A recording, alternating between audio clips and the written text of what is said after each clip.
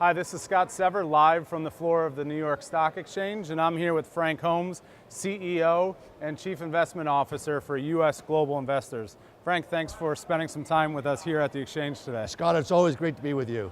Awesome. So maybe if you could give our viewers a little bit overview of who is U.S. Global Investors. Well, U.S. Global is an investment advisor based in San Antonio, Texas, and we've been known for the world of gold, in addition to global investing from Eastern Europe to China, and energy mutual funds, and we launched our first ETF here 3 years ago. Yes, and that symbol's Jets, J-E-T-S, which, congratulations, celebrated its third anniversary in April, end of April, correct? Correct. So can you tell us a little bit about what is Jets? Well, Jets is a quant approach to picking stocks, and we did all this regressional work to take a look at what was the best mixture. And what I found personally was it was costing me so much money to fly.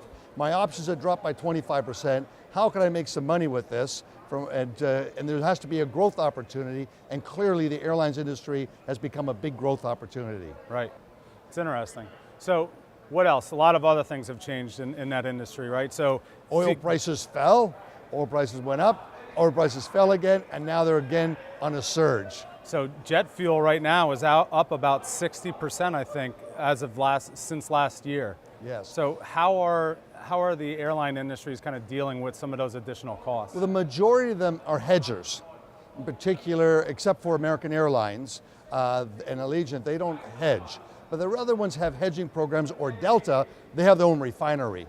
So they basically been able to mitigate some of this movement in the price of energy. But what's really important, we all feel the pain when we fly, is these auxiliary fees. And when we were first talking about launching of jets, the auxiliary fees went from $2.5 billion from 10 years ago. They're now going to push globally over $80 billion. Wow. So they more than offset the cost of a ticket. And so that business is actually growing. And what's really important, what we see, is Global Purchasing Manufacturers Index, global growth. And today, we have 2 million Americans flying every day. The economy is doing well, so we're going to definitely see that continue.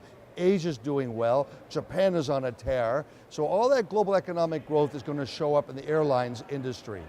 That's terrific. So some of the other pieces too, and you talked about some of the other fees. So non-ticket fees, baggage, seat changes, meals continue to rise as well. How about the strategic partnership of Delta Airlines and American Express? I mean, last quarter, they signed up 1 million people. You're talking about they made, I think the revenue was $500 million on American Airlines' strategic relationship with Delta Airlines. So Delta's really hitting the ball of the park. American Airlines was the first to really show that with Visa. So I think there's lots of additional sources of revenue for these airlines. It's terrific. So summer travel's coming. Historically, it's good. The headwind is the energy prices. We do see that a lot of hedgers like to short airlines, so just becomes that vehicle for them because the price of oil, the correlation, and oil is a big part of the expenses. But I think that that's sort of morphing and changing. More important is global economic activity, and it remains strong. Excellent.